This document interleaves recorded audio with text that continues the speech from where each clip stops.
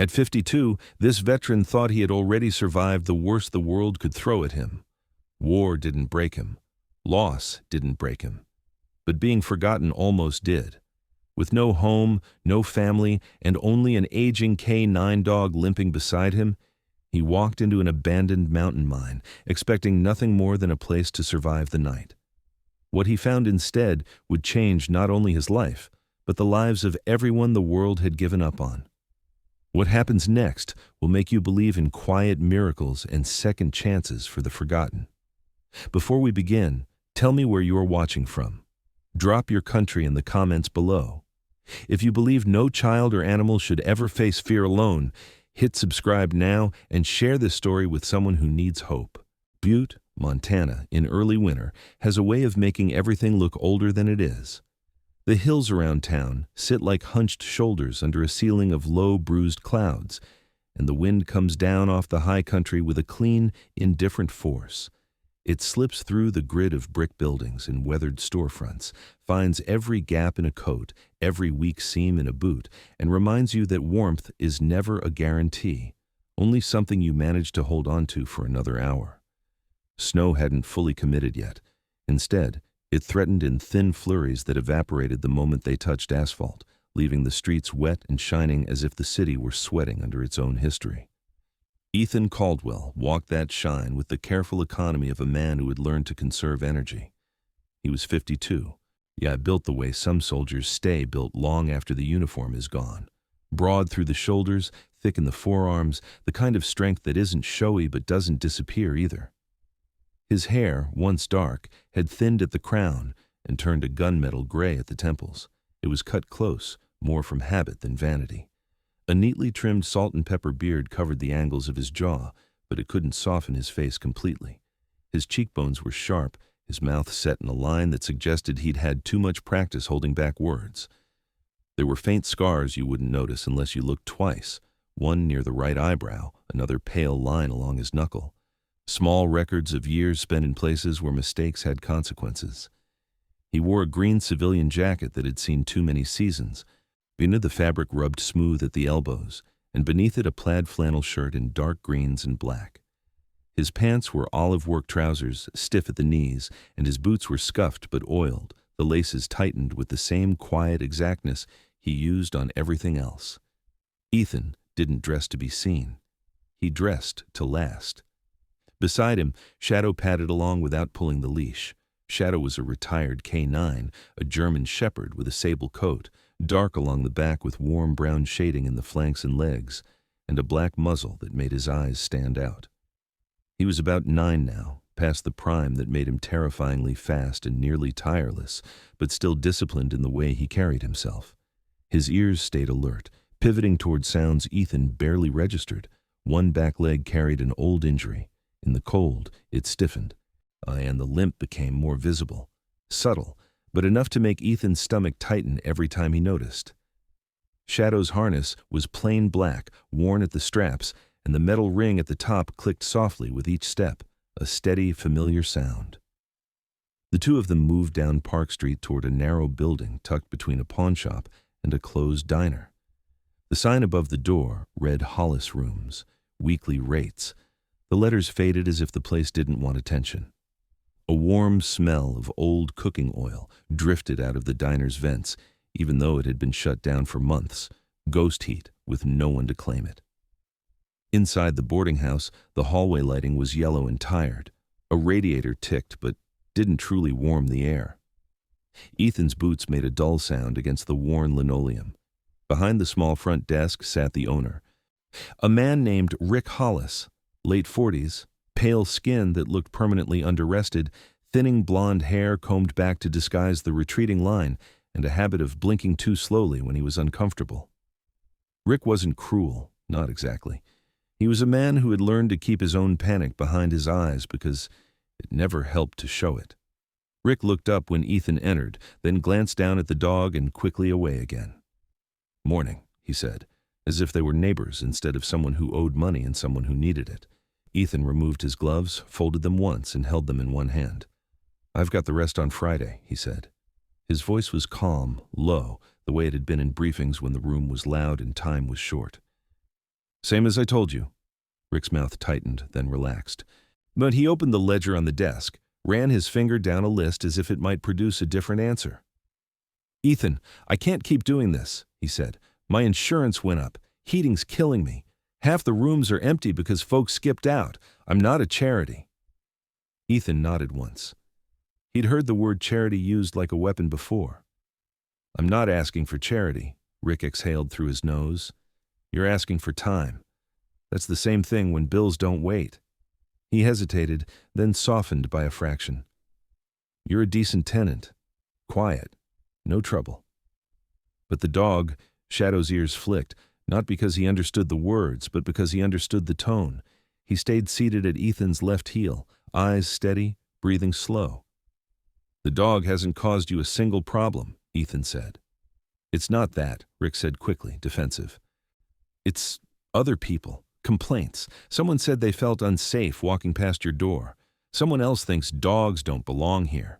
You know how it is. Ethan did know how it was. He'd seen fear find excuses everywhere, seen people build stories out of what they didn't understand. He's trained, Ethan said, and the sentence landed with a quiet finality. Rick pushed the ledger slightly forward like it was evidence. Friday's too late. You've got until tonight. The words didn't hit Ethan like a punch. They hit like weather. Cold, unavoidable, already moving through. He didn't argue because arguing had never made rent appear. He didn't threaten because he wasn't that man. He simply stared at the edge of the desk for a moment, as if he could measure the shape of the situation the way he measured everything else. And then he nodded again. Okay, he said. Rick's shoulders loosened, relieved by how easy it had been, and then guilt flickered briefly across his face. Look, he added, there's a shelter across town. Ethan's gaze lifted, not hostile, not pleading, just firm. No. Rick swallowed the rest of what he was going to say. Ethan turned and walked down the hall without hurrying. Back in his room, small, clean, almost sterile, he packed methodically. A duffel bag, 2 shirts, a thermal layer, spare socks, a battered notebook with his handwriting tight and controlled, a small first aid kit, a photo he didn't look at, tucked into the side pocket. For Shadow, he packed kibble in a sealed container, a collapsible bowl, a worn blanket that smelled like old field tents, and safety. He moved with the calm of someone trained to pack under pressure, but there was a quiet weight behind every motion. Outside, the wind had strengthened. It carried the metallic scent of approaching snow. Ethan stepped onto the sidewalk with the duffel slung over one shoulder, the leash looped around his wrist. Shadow paused at the curb, nose lifted, tasting the air. In that brief moment, Ethan saw it, the way the dog's hind leg held a fraction too stiff, the way age had started to collect in his body like frost along the edges. Ethan crouched, placed a gloved hand on Shadow's chest, and met his eyes. Shadow's gaze was dark and intelligent, steady as a compass. The dog didn't look like a creature waiting to be saved. He looked like a partner. We'll figure it out, Ethan said quietly, more to himself than to the dog. He stood. Ian and they walked toward the edge of town where the sidewalks thinned and the old mining roads began. Buttes' abandoned structures rose in the distance, timber frames, rusted equipment, hillside cuts that looked like scars. Ethan didn't head there with hope exactly. Hope was too soft a word for what he still carried. He headed there because he understood one truth better than most. When the world stops offering you shelter, you either break or you build. And the cold, gathering itself over the city like a closing hand, made the choice feel immediate. The road out of Butte narrowed quickly, the pavement giving way to packed gravel and then to a rutted track that followed the old mining contours of the hills. Ethan Caldwell walked with the steady patience of someone who had learned not to rush terrain he didn't yet understand. The wind grew sharper as the town fell behind him, cutting through the folds of his jacket and carrying with it the mineral scent of stone and rust. Above, the sky had settled into a dull, unmoving gray, the kind that promised snow not as drama but as inevitability. Shadow moved ahead now, the leash slack between them. The dog's posture changed subtly the farther they went, head lower, ears angled forward, gait more deliberate. This wasn't fear. It was assessment. At 9 years old, Shadow no longer wasted energy, but the habits drilled into him over years of service had never faded. Every unfamiliar sound was catalogued, every shift in wind direction mattered. His injured hind leg still favored him on the downhill stretches, but he compensated instinctively, redistributing his weight without breaking stride. The abandoned mine revealed itself gradually, not as a sudden structure, but as an absence in the hillside. The timber supports at the entrance had collapsed long ago, leaving behind a jagged, dark opening framed by stained rock and twisted iron. Rusted rails poked out of the ground at odd angles, half swallowed by dirt and scrub grass. A weathered warning sign lay face down nearby, its lettering long erased by snow and sun. The place had the look of something the mountain had almost reclaimed, but not quite finished with. Ethan stopped a short distance away. He didn't step forward immediately.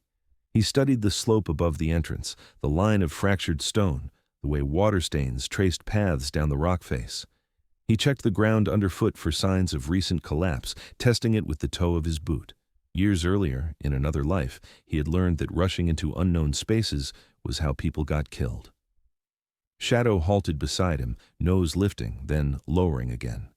The dog took 2 cautious steps toward the opening, paused, and looked back at Ethan. Not a command request, more of a question. "Easy," Ethan murmured. He crouched, resting one hand on Shadow's shoulder, feeling the warmth beneath the thick fur. Together, they advanced. The temperature shifted almost immediately. The air near the entrance was colder than Ethan had expected, but not sharp, more like a steady chill, insulated from the wind. The light thinned as they moved closer, the gray daylight stretching into shadow. Inside the mine, the floor sloped gently downward. Loose gravel crunched underfoot, and the walls bore the unmistakable scars of old work. Pick marks, drill holes, blackened streaks where ore had once been tested and abandoned. Ethan reached for his flashlight, a compact, reliable thing he'd bought years ago and kept religiously maintained.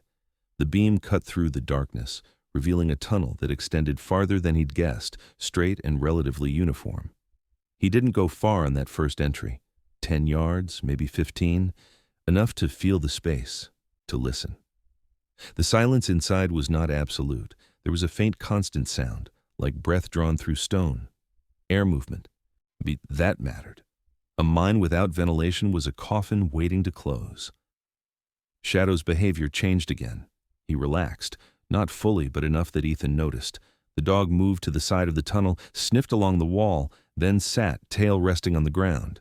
He didn't whine. He didn't pace. He simply watched. That, more than anything else, convinced Ethan to stay.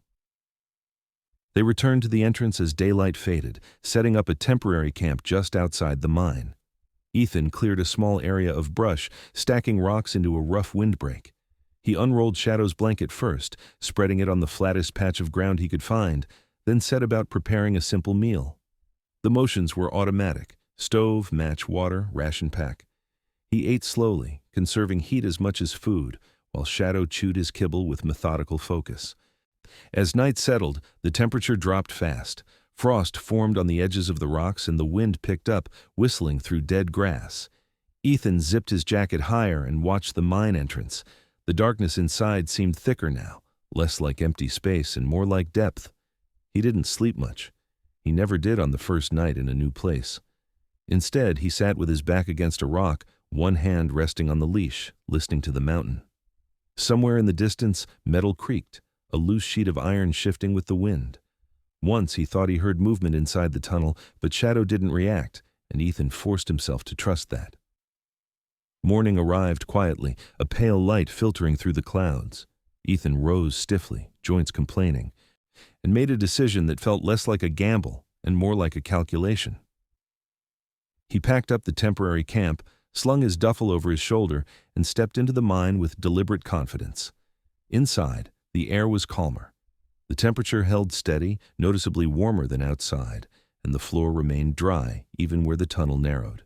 Ethan advanced farther this time, counting his steps, marking points on the wall with chalk. He noticed how the ceiling height remained consistent, how the rock composition shifted from fractured shale to denser stone. He noted a natural bend about 30 yards and where the tunnel widened slightly, a place where water stains were minimal and the floor leveled out. This would do. Not forever, but for now. By midday, he had cleared enough loose debris to create a workable space, but he stacked rocks methodically, separating solid stone from crumbling waste, and dragged old timbers toward the entrance for later use. Shadow remained nearby, alternating between watchful stillness and brief patrols deeper into the tunnel, always returning to Ethan's side. In the late afternoon, they were not as alone as Ethan thought. A figure appeared near the base of the slope, moving slowly but with purpose. Ethan straightened, his hand drifting instinctively toward the small knife at his belt. Shadow stood, ears forward, body tense but silent. The man was tall and narrow, his posture slightly bent as if shaped by years of physical labor. He wore a heavy brown coat patched at the elbows, jeans stiff with age, and boots that had been resoled more than once. A gray beard framed a face carved with deep lines, the kind earned through decades of squinting into wind and dust. His eyes, sharp beneath bushy brows, took in the scene with practiced efficiency. "Didn't think anyone was still foolish enough to use that hole," the man said, his voice rough but not unkind. Ethan didn't lower his guard, but he didn't escalate either. "Not using it," he replied. "Just sheltering." The man nodded slowly, gaze shifting to Shadow. "Dog seems steady." "He is." The man approached no closer than the edge of Ethan's cleared area. "Name's Walter Hayes," he said. "Worked these hills before they gave up on me. Saw smoke this morning. Thought I'd better check." Ethan studied him carefully. Walter Hayes moved like someone who understood stone and gravity intimately. His hands were large, scarred, fingers slightly crooked from old breaks that hadn't healed right. This was a man shaped by the mountain, not intimidated by it. "I won't cause trouble," Ethan said. Walter huffed a short laugh. "Mountain causes its own trouble," he replied. He glanced at the tunnel entrance again. "That seam failed for a reason. But the rock around it," he paused, considering. "Rock's honest, if you listen." Shadow, as if on cue, sat down and looked up at Walter. Walter's mouth twitched, almost a smile. "Dog agrees," he said. They stood there for another moment, the cold creeping back in as the sun dipped behind the ridge. Walter adjusted his coat and stepped away. "Be careful," he said, not as a warning, but as a statement of fact. "Winter's not forgiving." "I know," Ethan answered. Walter nodded once and turned back down the slope, disappearing into the gray. As darkness settled again, Ethan and Shadow moved fully into the mine. Ethan set their gear down near the widened bend, laying Shadow's blanket carefully before sitting himself against the rock wall. The mountain held the cold at bay, just enough. For the first time since leaving the boarding house, Ethan allowed himself to believe this place might not be a dead end. Not yet. Not if he was careful. The first full night inside the mine passed without drama, and that in itself felt like an achievement. Ethan Caldwell slept lightly, his back against the cool rock wall, Shadow curled close enough that their warmth overlapped. The dog shifted once or twice, adjusting his stiff hind leg, but never rose to pace or growl. The mountain held its silence. No water dripped, no rock shifted. When Ethan opened his eyes just before dawn, the darkness was complete but calm, the kind that did not press in on the chest. He exhaled slowly, aware that he had been holding tension even in sleep. Morning arrived as a change in temperature rather than light. The air near the entrance grew subtly cooler, the distant wind announcing itself long before it could be felt. Ethan stood and stretched carefully, testing his joints. 52 meant listening to the body whether you liked it or not. He rolled his shoulders, then knelt to check Shadow. The dog lifted his head, eyes clear, tail thumping once against the stone. That small sound echoed softly down the tunnel, and Ethan smiled despite himself. They began the day with order. Ethan believed in order the way some people believed in prayer. He marked the tunnel walls with chalk again, not to claim space but to understand it, noting where the stone changed texture, where faint cracks ran like frozen lightning through the ceiling.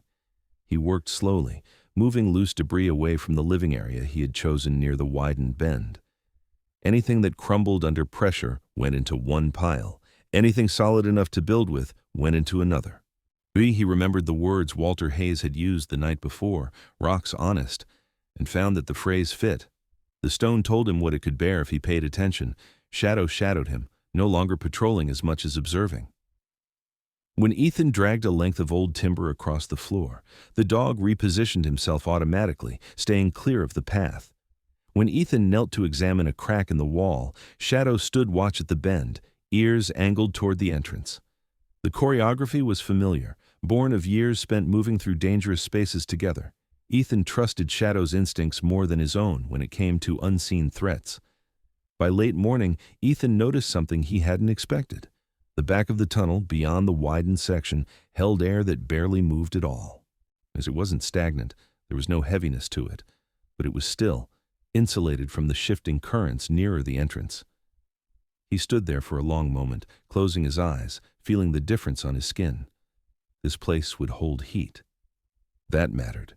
He was stacking stones when the sound reached him, footsteps on gravel outside, measured and unhurried. Shadow froze, head snapping toward the entrance. Ethan straightened, wiping dust from his hands, and waited. Walter Hayes appeared again, framed by the pale daylight like a figure cut from the mountain itself. He looked much the same as the day before, tall, spare, coat hanging off him as if weight loss had happened long ago and never been recovered. The gray beard was neatly trimmed this time, the lines of his face cleaner, as though he'd prepared himself before coming. Yet he carried something over one shoulder, wrapped in burlap. "You stayed," Walter said, not as a question. Ethan nodded. "So far." Walter stepped inside, boots crunching softly. He took in the organized piles of stone, the cleared floor, the chalk marks on the walls. His eyes moved with deliberate attention, missing nothing. "You didn't rush," he said. It sounded like approval, though his tone didn't soften. "I don't rush underground," Ethan replied. Walter set the burlap bundle down and unwrapped it without ceremony. Inside were tools that had seen better decades, a short-handled sledge with the grip polished smooth by hands long gone, a cold chisel with a nicked but serviceable edge, a small level whose glass vial had yellowed with age. Ethan's chest tightened. These weren't gifts someone parted with lightly. Don't look at them like that," Walter said, catching the expression. "They're not doing me any good sitting in a shed. I'm too old to swing them right anymore." Ethan hesitated. "I don't have much to trade," Walter snorted. "Didn't ask for trade." He picked up the chisel, turned it in his hand. "I asked myself whether you were going to get yourself crushed by winter or rockfall. Decided tools might improve the odds." Shadow stepped closer to Walter, sniffed once, then sat tail wagging slowly. Walter glanced down, surprised, then reached out and scratched the dog behind the ears with a careful hand. "Good judge of people," he muttered. They worked together for the rest of the day, though Walter never used the word work. He showed Ethan how to strike stone along its natural seams, how to read subtle color, changes that indicated strength or weakness. He corrected Ethan's stance with a tap of the chisel handle, adjusted the angle of a blow by a fraction that made all the difference. The lessons were practical, efficient, delivered without praise or unnecessary explanation. Ethan absorbed them greedily. This kind of knowledge wasn't written down often. It was carried, and then it was lost. In the afternoon, a second visitor arrived, unexpected and cautious. A woman stood just outside the entrance, keeping her distance. She was in her early 40s, Ethan guessed, bundled in a thick navy coat with a scarf wrapped twice around her neck.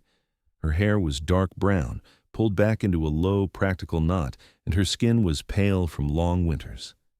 She watched from the edge of the slope, hands in her pockets, our uncertainty written in the set of her shoulders. Walter noticed her first. "That'll be Claire," he said quietly. "Lives down the ridge." Ethan stepped toward the entrance, making himself visible but non-threatening. "Can I help you?" he called. The woman hesitated, then approached a few steps. "I saw smoke yesterday," she said. Her voice was firm but cautious. "And again today. I just wanted to make sure no one was hurt." "I'm fine," Ethan replied. "We both are." Her gaze dropped to Shadow, then softened. "He's beautiful," she said. "Older, but still sharp." 9, Ethan said. "Retired." She nodded as if that explained something. "My name's Claire Donnelly," she said. "I teach at the community college. History, mostly. Mining history." There was a trace of apology in her tone, as if she felt she was intruding. Walter cleared his throat. "He's not bothering anyone," he said to her. "If that's what you're worried about." "I'm not," Claire replied quickly. She glanced at the mine, then back at Ethan. "Winter's going to be bad." Ethan didn't contradict her. "I know." She studied his face for a moment, perhaps weighing the wisdom of saying more, then nodded. "All right," she said. "If you need anything, food, blankets, there's a drop box behind the old supply shed near the road. People leave things there." "Thank you," Ethan said. He meant it. Claire gave Shadow one last look, then turned and walked away, her boots crunching softly as she descended the slope. The light faded quickly after that. Walter packed his tools, leaving the sledge and chisel behind with a glance that dared Ethan to refuse. "I'll check on you," he said. "When I feel like it," Ethan smiled faintly. "I'll be here." As night settled, Ethan built a small, controlled fire near the entrance, testing how the smoke moved. Just as he'd hoped, it drifted upward and back, drawn by a subtle pull deeper in the tunnel. He watched carefully, adjusted stones, learned. Shadow lay nearby, head on paws, eyes half closed. By the time Ethan extinguished the fire and moved deeper into the mine to sleep, the stone beneath his hand held a trace of warmth. Not much, but enough to promise something better. He lay back against the wall, listening to Shadow's steady breathing, and allowed himself a rare thought. This place could become more than shelter. It could become stable. That was enough for now. Snow arrived the way Walter Hayes had promised it would, without ceremony and without mercy. It came in low sheets driven by wind, filling the narrow valley and softening the edges of everything it touched. By the third morning, the trail leading up from Butte had vanished beneath a clean white skin, and the mine entrance stood half buried, the dark mouth of it framed by frost-caked rock. Inside, the silence deepened, not heavier but thicker, as if the mountain itself had decided to keep its breath slow and even. Ethan Caldwell woke before Shadow stirred, the habit of early rising still carved into his nerves. He sat up slowly, testing the air with bare hands. The cold had crept inward during the night, but it had not conquered the space. The stone wall behind him felt cool, not biting. That difference, subtle, but easily missed by someone not paying attention, felt like a small victory. Shadow lifted his head and stretched, joints popping softly. His coat had fluffed against the cold, the sable fur thick and clean despite the dust. The old injury in his hind leg slowed him for a moment, but once he shook himself out, his posture settled into its familiar balance. He looked at Ethan expectantly, ears tilted forward, ready for routine. "Not yet," Ethan murmured, pressing a hand briefly to the dog's shoulder. "Let's see what we're dealing with." He walked toward the entrance, boots crunching softly on gravel, and held the back of his hand near the stone floor. The temperature dropped the closer he got to the opening. Cold air sank inward, pooling low. Ethan straightened and stared into the gray light outside. This, he knew. It was the problem he would have to solve first, not just heat, but control. Warmth without control was wasted effort. Walter arrived late that morning, his silhouette emerging from the snow like something the mountain had shaped and then released. He moved carefully, planting his boots with precision, a lifetime of reading unstable ground evident in every step. Snow dusted his beard and the shoulders of his coat, but his eyes were alert, sharp as chipped flint. "You feel it yet?" Walter asked without greeting. Ethan nodded. "Cold air sinks. Heat's leaking before it ever settles." Walter grunted approval. "Most people think fire solves everything. Fire's loud, stone's patient." He stepped inside, stamping snow from his boots, and glanced around. His gaze lingered on the piles of sorted stone, the cleared floor, the careful way Ethan had avoided undermining the walls. "You've been paying attention." "I'm trying." Walter shrugged out of his coat and leaned it against the wall. Underneath, he wore a thick wool shirt stretched across a narrow frame that had once been stronger. His hands, gnarled and scarred, flexed slightly as if remembering old work. "We'll start small," he said. "No grand ideas yet. You don't earn those until the basics behave." They worked through the morning, not building so much as preparing. Walter showed Ethan how to scrape the stone floor clean, how to test its density with the heel of the sledge, listening for the dull, trustworthy sound of solid rock. He explained why certain stones would hold heat longer than others, how mass mattered more than shape. The lessons were practical, stripped of theory. But Ethan recognized the depth beneath them. This was knowledge refined by mistakes Walter had survived. Shadow stayed close, occasionally shifting position as the cold moved. At one point, he pressed his body against the stone where Walter had indicated heat would linger longer. Walter noticed and snorted softly. "Dog's smarter than half the men I worked with," he said. Near midday, another figure appeared at the edge of the slope, this one accompanied by the clink of metal and a low, patient sound that wasn't quite a whinny. A horse stood there, dark against the snow, its breath fogging the air. The man holding the reins was broad and heavy-set, his posture solid and grounded. He wore a battered felt hat pulled low, a thick mustache frosting white with snow, and a canvas coat stained with oil and earth. "That's Ben Holloway," Walter said. "Hauls scrap when he can." Ben approached slowly, eyes flicking from Ethan to Shadow and back again. His face was round but weathered, cheeks reddened by cold, eyes kind but cautious. "Walter said you might need iron," he said, voice deep and even. "Got some old stove plates, hinges, pipe sections. Not much use to me." Ethan studied the horse briefly. A bay gelding, maybe 12 years old, strong through the chest, patient eyes, the kind of animal that had learned not to waste energy. "What do you want for them?" Ethan asked. Ben shrugged. "Nothing today. Maybe later you help me fix a fence. Or not. Winter's rough." Ethan nodded. "I won't forget." They unloaded the scrap just inside the entrance, stacking it carefully. Ben tipped his hat once at Shadow, who watched him without hostility. Bean then turned and led the horse back down the slope, leaving the sound of hooves fading into snow. The afternoon passed in focused work. Ethan experimented with arranging stone along the floor near the back of the tunnel, laying it tight, fitting edges together like pieces of a slow puzzle.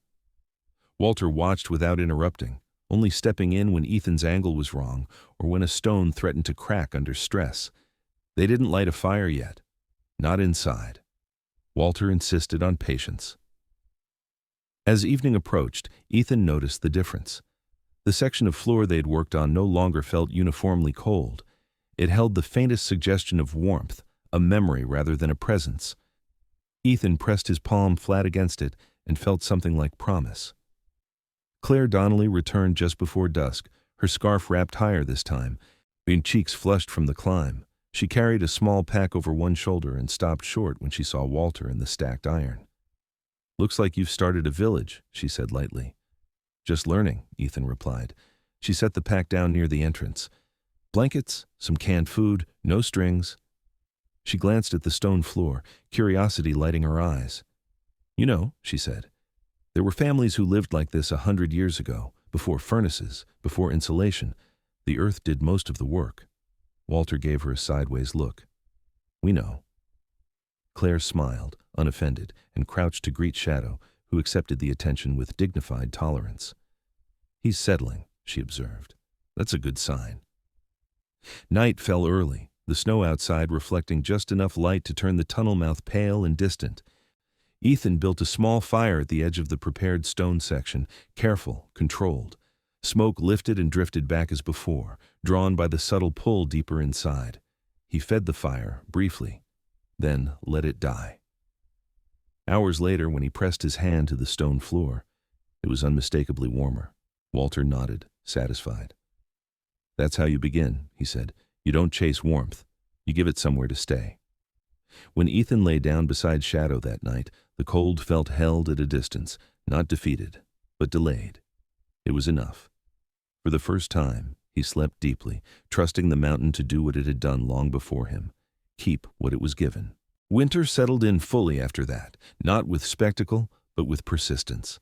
Snow layered itself day after day, compressing into a hard, soundless mass that swallowed trails and softened the outlines of the hills. The mine entrance narrowed as drifts pressed in from both sides, and Ethan Caldwell learned quickly that survival here would depend less on dramatic breakthroughs than on quiet, repetitive labor, the kind that left little visible proof but changed everything beneath the surface. Each morning began the same way. Ethan rose before the coldest part of the night had fully released its grip, careful not to wake Shadow until he had checked the temperature gradients along the tunnel floor. He moved slowly, bare hand hovering inches above the stone, reading warmth the way some men read weather. The heat they had coaxed into the rock the night before had not vanished. It had migrated inward, deeper into the mass, exactly as Walter had predicted. That meant it could be drawn back out if handled properly. Shadow followed these routines with the patience of a veteran. At 9 years old, his muzzle had begun to gray, and the stiffness in his hind leg was more pronounced in the mornings. Still, his eyes remained sharp, and his sense of space was uncanny. He favored certain spots now, returning to them repeatedly, choosing where to lie based not on comfort alone but on airflow and temperature. Ethan noticed this and adjusted his own plans accordingly. When Shadow avoided a section of wall for too long, Ethan investigated and usually found a draft he had missed. Walter Hayes came and went without schedule. Some days he appeared before noon, boots crunching against the packed snow, his presence announced only by the faint echo of movement in the tunnel. Other days he did not come at all. When he did, he never asked what Ethan had accomplished. He simply looked. His approval, when it came, arrived as silence rather than praise. "You're doing the right kind of work," Walter said one afternoon, watching Ethan fit flat stones into a shallow channel along the floor. "The kind nobody notices until it fails." Ethan nodded. He had learned that lesson long before Montana, long before the mine.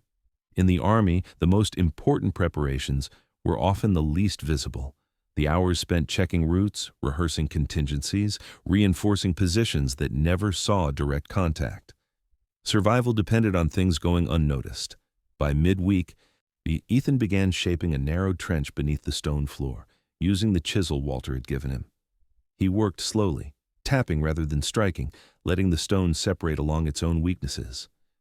The channel didn't look like much, just a shallow path winding beneath where the fire would eventually sit, but it represented a shift in thinking. He was no longer reacting to cold, he was planning for it. The idea came from memory more than instruction. Ethan remembered a deployment years earlier, stationed near an old village where heat traveled through buried passages, warming floors long after fires had burned out. At the time, he'd noted it as an interesting curiosity. Now, it returned with clarity. Heat didn't need to be loud to be effective. It needed direction. Claire Donnelly returned with the end of the week. Her arrival marked by the crunch of snowshoes and the steady rhythm of breath in cold air. She looked more tired than before, dark circles under her eyes, hair escaping its tie and brushing her cheeks. She carried a small crate balanced carefully against her hip. "You look like someone who's been working too hard," she said, setting the crate down. Ethan smiled faintly. "That's accurate." She laughed quietly, then grew serious as she glanced around.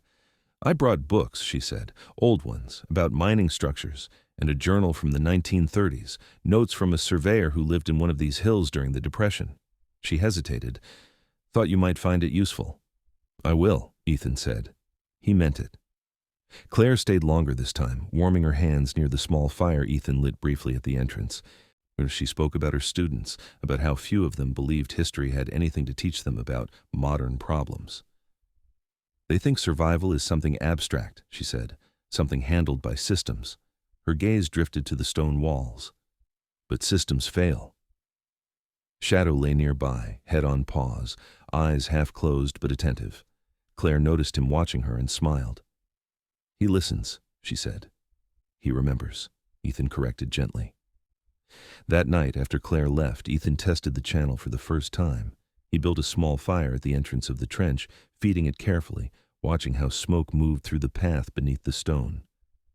The rock absorbed the heat slowly, reluctantly at first, then with growing willingness. Ethan kept the fire small, refusing the urge to rush the process. When he finally let it die, the warmth remained, seeping upward hours later, subtle but undeniable. It was not comfort yet, but it was control. The storm that followed was the worst so far. Wind howled down the valley, forcing snow through every exposed crack. Outside, temperatures plunged far below what the forecast had predicted. Ethan listened to the mountain respond, stone contracting, the faint groan of pressure shifting deep within. Shadow stirred once, lifted his head, then settled again, when Ethan placed a hand on his shoulder. The floor beneath them stayed warm enough to take the edge off the cold. Ethan lay awake, counting time by the rhythm of his own breath, aware that what he had built was being tested. The system held. Barely, but it held. In the early hours of the morning, movement echoed faintly near the entrance. Ethan rose quietly, heart steady but alert. Shadow stood without a sound. A figure stumbled into view, framed by blowing snow. He was younger than Ethan, late 30s perhaps, with a beard grown wild more from neglect than intention. His coat was thin, his gloves mismatched, his movements unsteady from cold and exhaustion. "Didn't mean to scare you," the man said hoarsely, raising empty hands. "Name's Lucas Reed."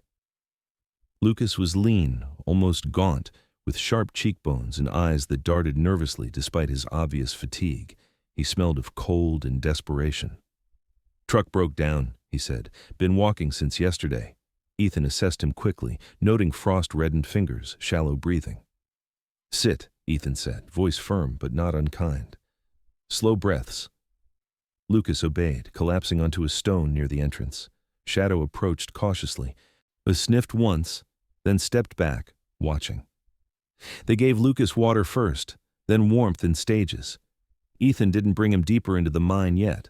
Trust, like heat, had to be introduced gradually. As dawn approached, the storm eased slightly. Lucas slept wrapped in spare blankets near the entrance, breath evening out. Ethan sat nearby, listening to the mountain, feeling the floor beneath him hold the warmth it had earned. This was the work that didn't show. The work that turned shelter into refuge, and refuge into something that could be shared. Lucas Reed woke slowly, the way people do when their bodies are deciding whether it is safe to be conscious. His breath came shallow at first, then steadied as warmth reached places that had gone numb hours earlier. The stone beneath him held a muted heat, not enough to be called comfortable, but enough to signal that he was no longer in danger of freezing. He opened his eyes to dimness and unfamiliar shapes, then stiffened, muscles coiling on instinct. "Easy," Ethan Caldwell said quietly from a few feet away.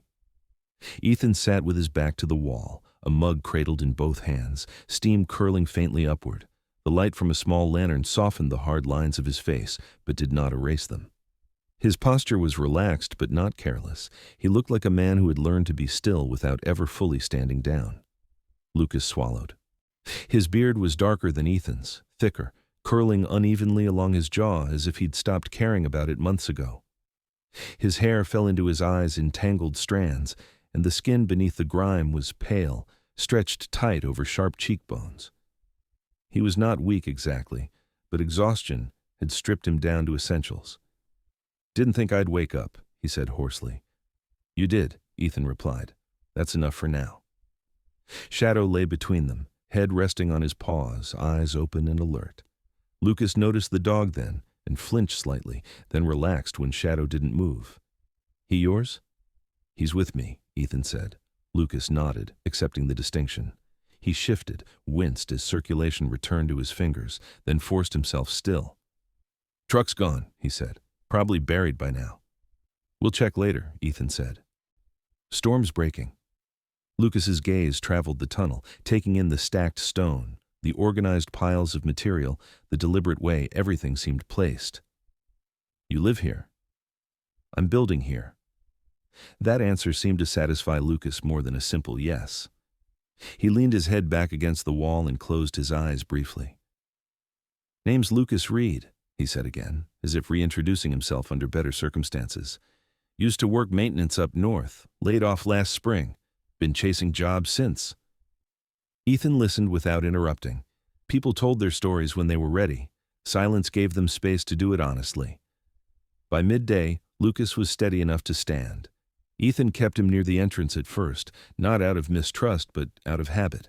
He showed Lucas where the cold air pooled, where the stone held warmth longer, explaining in practical terms what he had learned over weeks of trial.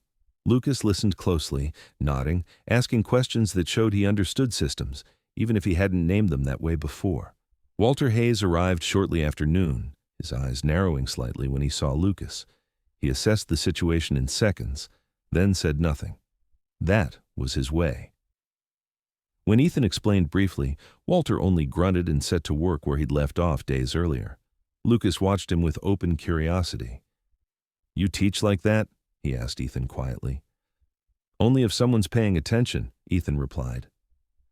The day unfolded with unexpected momentum. Lucas insisted on helping, his movements stiff at first, but improving as warmth returned to his limbs. He had a mechanic's hands, broad palms, fingers nicked and scarred in old familiar ways. But he understood leverage, understood how small adjustments saved effort. By afternoon, he was fitting stone alongside Ethan with surprising precision. Shadow observed the new rhythm carefully. He kept his distance at first, positioning himself where he could see both men, ears flicking at every unfamiliar sound Lucas made. Gradually, as the hours passed without incident, the dog relaxed. When Lucas paused to stretch, Shadow approached and sniffed his gloves, then sat nearby, accepting him into the shared space without ceremony. Claire Donnelly arrived later than usual, her expression shifting as she took in the expanded activity. "You're collecting people now," she said lightly. "Just weather," Ethan replied. She nodded, setting down another pack, food, medical supplies, a thermos still warm. She took a moment to look at Lucas, but reading him the way she read old documents, searching for context. "You all right?" she asked. "Better than I was," Lucas said honestly. Claire smiled and turned to Ethan. "I spoke to someone in town," she said quietly. "Shelter's over capacity. A couple more folks are out there trying to make it work in cars." Ethan felt the weight of that settle into his chest. He didn't answer right away. Responsibility, once taken on, tended to grow. He had known this would happen. Shelter, if it worked, invited need. That night, after Walter and Claire had gone, Ethan sat alone near the warmest section of floor, Shadow pressed against his side. Lucas slept closer to the entrance, breathing evenly now. Ethan stared into the dimness and thought about lines, where to draw them, when to erase them. He had built this place to survive, but he hadn't planned to become a solution. The decision was made for him before dawn. A knock echoed faintly at the entrance, hesitant but deliberate. Shadow rose instantly, body tense but silent. Ethan stood, heart steady, and moved forward. Two figures stood outside, bundled in mismatched layers. A man and a woman, both older than Lucas, their faces drawn with cold and fatigue. The man was tall and thin, his beard white and untrimmed, eyes sharp with a stubbornness that had likely kept him alive longer than comfort ever had. The woman stood slightly behind him, shorter, wrapped in a frayed red coat, her hair gray and braided tightly against the cold. "We were told there might be room," the man said. His voice carried no entitlement, only hope carefully restrained. Ethan looked at them, then back into the tunnel, measuring space, heat, risk. He thought of Walter's words, of Claire's warning, of Shadow, who watched the newcomers with calm focus, tail still. "There's room," Ethan said finally, "but there are rules." They nodded immediately. The next hours were controlled chaos. Ethan showed them where to sit, how to warm gradually, how to move without disrupting airflow. Lucas helped without being asked, his earlier nervousness replaced by purpose. The man introduced himself as Harold Finch, a retired machinist whose hands shook slightly from years of vibration and cold. The woman was his sister, Margaret Finch, quiet but alert, her eyes missing nothing. By morning, the mine held 5 people and 1 aging K9. The air remained clean. The floor stayed warm. The system, still crude, still fragile, held. Walter returned late that afternoon, took one look at the group, and said, "You've crossed a line now." Ethan met his gaze. "I know." Walter studied the stone, the fire placement, the people huddled together but breathing easily. After a long moment, he nodded. "Then we'll make it hold." That night, as snow continued to fall outside, Ethan lay awake longer than usual, the weight of new responsibility pressing in. Shelter had become refuge. Refuge had become obligation. He didn't know yet where that would lead, only that there was no going back. Shadow shifted closer, warm and solid, and Ethan let his hand rest on the dog's shoulder. The mountain, steady and patient, seemed to listen. The mine changed once people began to wake inside it. Ethan Caldwell noticed it first in the sounds, breathing layered over breathing, the soft scrape of boots adjusting position, a cough quickly smothered out of courtesy to others. What had once been a single rhythm, his own and Shadow's, had become a quiet, complex pattern that rose and fell through the tunnel like a living thing. The mountain absorbed it without complaint, but Ethan felt the shift immediately. This was no longer just a shelter shaped by one man's decisions. It was becoming a shared structure, and shared structures demanded different kinds of discipline. Shadow sensed it too. The dog no longer slept pressed fully against Ethan's side. Instead, he positioned himself slightly forward, body angled toward the entrance, ears tracking the smallest changes in sound. At 9 years old, his movements were slower, but his instincts had sharpened with age rather than dulled. His sable coat caught the lantern light in muted browns and blacks, and the gray creeping around his muzzle gave him an air of authority rather than decline. He was no longer just a companion, he was a sentinel. Morning routines emerged naturally, shaped by necessity. Harold Finch woke early, as machinists often did, even long after the machines were gone. He moved stiffly, joints protesting years of cold metal and vibration, his tall, thin frame wrapped in layers that never quite seemed sufficient. His white beard made his already angular face look sharper, but his eyes remained alert, assessing tolerances and limits the way he once had with engines. Margaret Finch followed him, smaller and quieter, her red coat neatly folded beside her sleeping space. She had the habit of watching before speaking, of learning the shape of a place before leaving any mark on it. Lucas Reed adapted fastest. Purpose did that to people. With rest and warmth restoring him, his nervous edge softened into focus. He shaved his beard one morning using a cracked mirror in cold water, revealing a younger face beneath the exhaustion, still lean, still marked by worry, but steadier now. His hands were never idle. If Ethan moved stone, Lucas moved stone. If Walter demonstrated a technique, Lucas absorbed it immediately, asking questions that showed he was thinking 2 steps ahead. Walter Hayes himself became more present. He did not announce it, but his visits grew more frequent, his time longer. He watched how people moved through the space, how they respected, or failed to respect, the unseen systems Ethan had put in place. One afternoon, he pulled Ethan aside, his voice low. "You've done something dangerous," Walter said. Ethan didn't argue. "I know." Walter's eyes flicked to the others, then back to the stone beneath his boots. "Dangerous doesn't mean wrong," he added. "It means you'd better finish it properly." That afternoon marked a turning point. Walter began speaking in terms of permanence, not shelter, not winter, permanence. They widened the central living area slightly, no more than necessary, reinforcing the ceiling with deliberate care. Walter explained load paths, how weight traveled through stone like water through a riverbed. Ethan listened, translating the principles into something he could maintain long after Walter was gone. The idea of after had crept in without permission. Claire Donnelly returned with news that sharpened everything. She stood near the entrance, snow melting into dark patches on her boots, her expression more serious than Ethan had ever seen it. "The county's been asking questions," she said quietly. "Nothing official, yet. But people have noticed fewer emergency calls from this side of town." Ethan felt the truth of that settle heavily. Success attracted attention. Attention attracted systems. Systems rarely understood nuance. "What kind of questions?" he asked. Claire hesitated. "The kind that start with concern and end with paperwork." That night, Ethan gathered everyone near the warmest section of floor. He didn't stand above them. He sat among them, back against the stone, Shadow at his side. The lantern light threw long shadows across faces lined by age, worry, and fatigue. "This place works," Ethan said simply, "for now. But it only works if we treat it like something that can break." Harold nodded immediately. Margaret's hands folded tighter in her lap. Lucas leaned forward, elbows on knees, eyes fixed on Ethan. "There are rules," Ethan continued. "Fire stays small and controlled. No changes to structure without discussion. No one brings others here without talking to me first. Not because I want control, but because the mountain doesn't forgive mistakes." No one argued. That, too, told Ethan something. The test came sooner than he expected.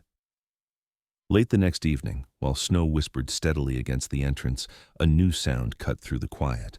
Not footsteps, not voices, metal. Shadow was on his feet instantly. Body rigid, A low warning rumble deep in his chest. Ethan stood, heart steady but alert, and moved toward the entrance. Two men stood outside, framed by lantern light. One was young, broad-shouldered, his beard thick and poorly kept, eyes restless. The other was older, his hair cropped short, face blunt and weathered, movements efficient in a way that set Ethan's instincts humming.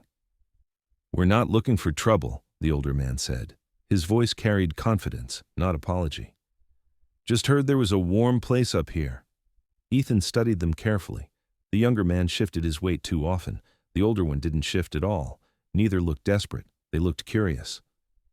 "This isn't a shelter," Ethan said. "It's private." The older man's eyes flicked past him, taking in the interior with professional interest. Looks communal to me." Shadow stepped forward, placing himself squarely between Ethan and the men, his posture unmistakable. He did not bare his teeth. He did not bark. He simply occupied space with intent. The younger man swallowed. "Dog serious," he muttered. The older man held up a hand. "Easy, we'll go." He paused, meeting Ethan's gaze. "Just be aware. You build something that works, others will want it." They left without further argument, their lantern light bobbing away into the snow. The tension lingered long after they were gone. Ethan returned inside, closed the conversation with a nod rather than words. Everyone understood what had just happened. Safety invited envy. Envy invited risk. Later that night, as the others slept, Ethan walked the length of the tunnel alone. He checked the stonework, the airflow, the heat channels beneath the floor. Everything held, but he knew now that holding warmth was no longer the only challenge. He was holding trust, boundaries, the fragile idea that something good could exist without being taken apart by demand. Shadow followed him quietly, limping slightly more than usual. Ethan knelt beside him, running a hand along the dog's shoulder, feeling the familiar solidity beneath thinning fur. "You're tired," Ethan whispered. Shadow's tail thumped once, softly, as if to say not yet. By morning, a decision had formed, not fully shaped but inevitable. Ethan gathered Walter and Lucas near the back of the tunnel, away from sleeping ears. "We need to make this defensible," Ethan said.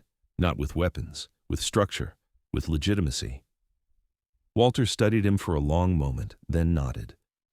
"That's permanence talking?" Lucas smiled faintly. "About time." As daylight filtered weakly into the entrance, Ethan felt the weight of what he had built settle fully onto his shoulders. This place was no longer just about surviving winter. It was about deciding what kind of future could exist beneath a mountain and who would be allowed to share it. Spring did not arrive all at once. In the mountains above Butte, it never did. It came in concessions: longer daylight, softer winds, the slow retreat of snow from south-facing stone. Water began to speak again, not loudly, but persistently, trickling through channels it had remembered even after months of silence. Inside the mine, the change was subtle but unmistakable. The air grew lighter. The stone released warmth without being asked. Ethan Caldwell noticed the shift before anyone else. He always did. He stood near the entrance one morning, jacket unzipped for the first time since winter had closed its grip, and watched Shadow sit in a patch of pale sunlight that reached farther into the tunnel than it ever had before. The dog's ears twitched lazily. His breathing was slow, easy. Age had bent him, stiffened one leg. He had dulled some of his speed, but it had also given him something rare. He no longer reacted to the world. He understood it. The mine, too, had changed.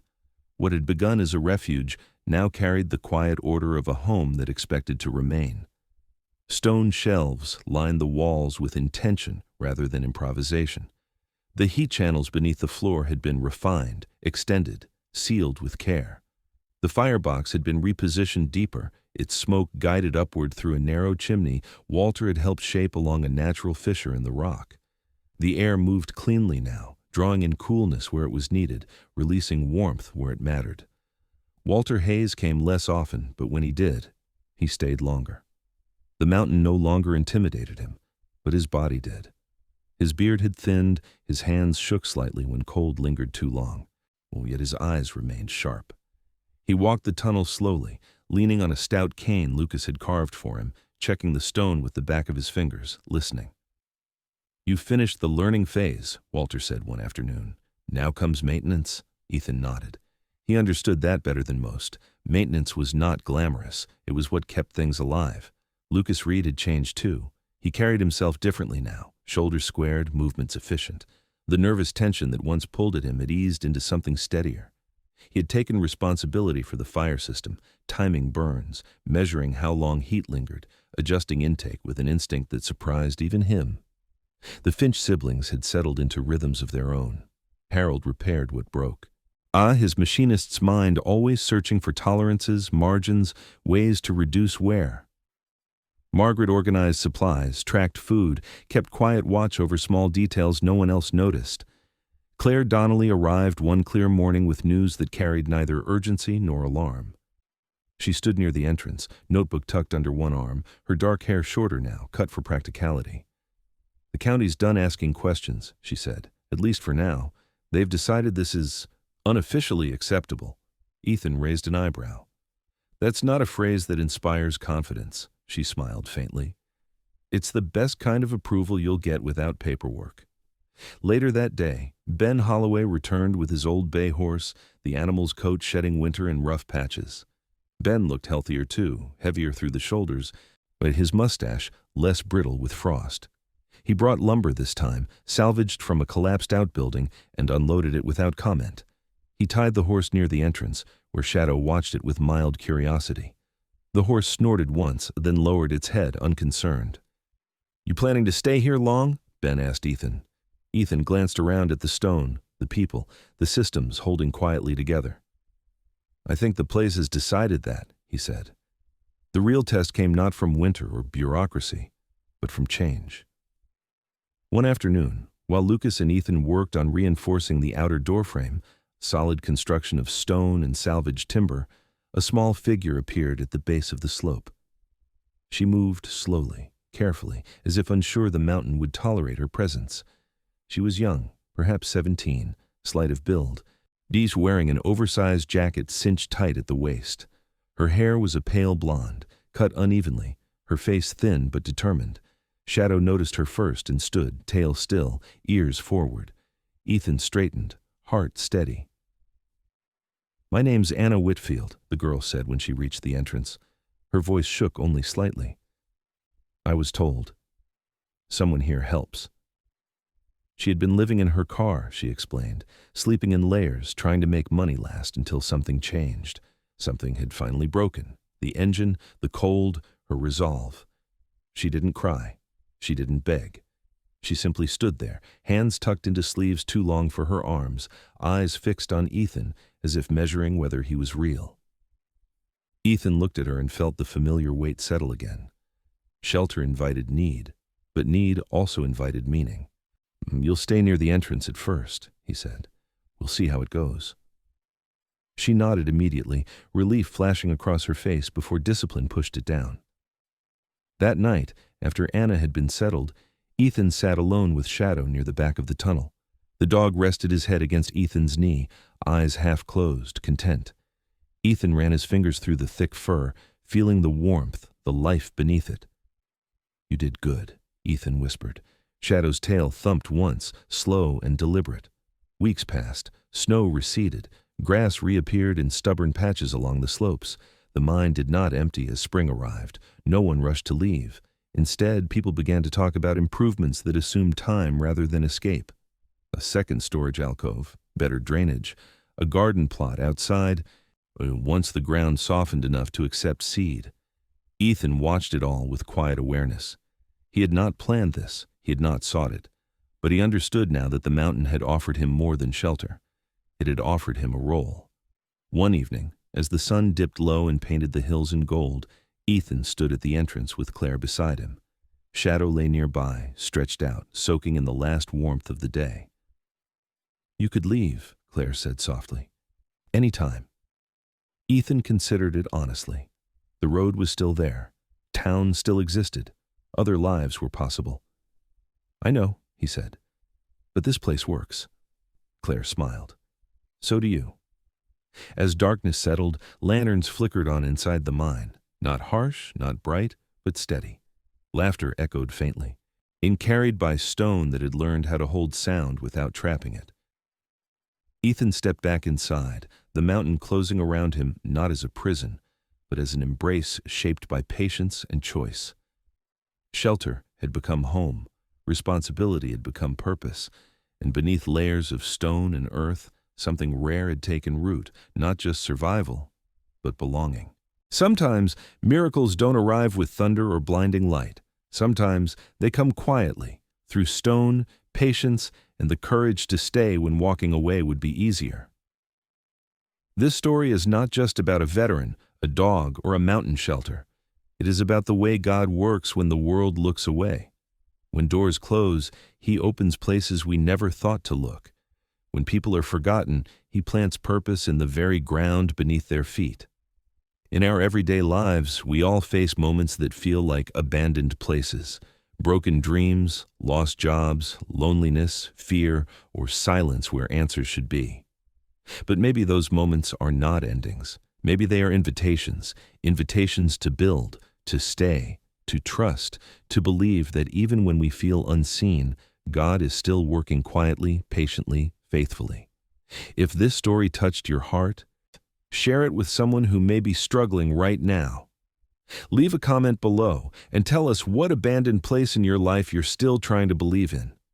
And if you haven't already, subscribe to this channel, not just for stories, but for reminders that hope still exists in unexpected places.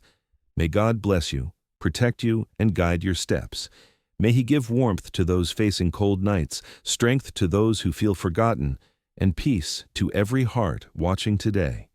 You are not alone. And sometimes the miracle has already begun, right where you are.